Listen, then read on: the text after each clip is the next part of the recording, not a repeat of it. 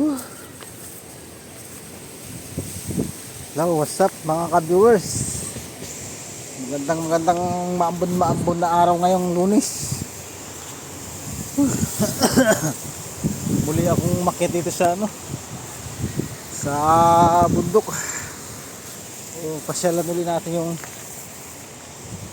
nakaraang buwan na pinuntahan ko rito. Napakalakas ng hangin dito sa taas at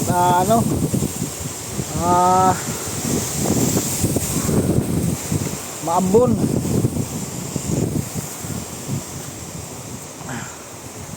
Grabe.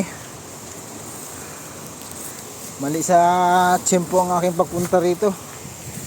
Dahil napakadamo na rito ngayon. Nung nakarang pumunta ko rito ay hindi siya ganong madamo dito. Kasi panay-panay ang ulan kaya biglang yung damo. Sumibol ng lima tayo dito sa may puno dahil umuulan. Hindi tayo maka ng maayos. Ito.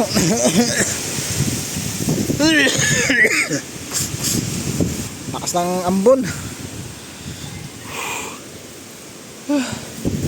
Puntahan sana natin yung doon sa taas, yung grotto.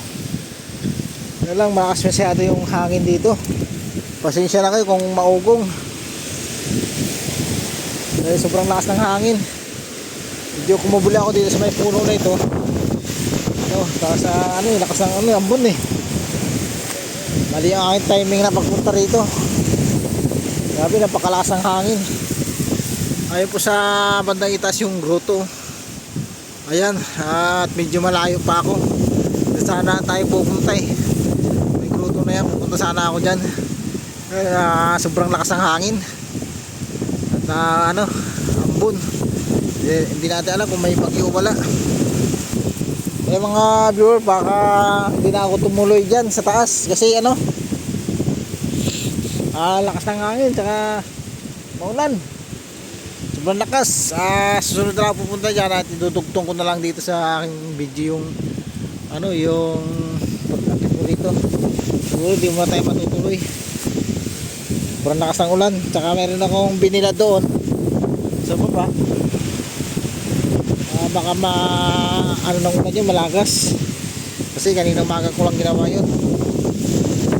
Pag nauli ako dito mga ka-viewers, nantay lang kayo sa karugtong nito.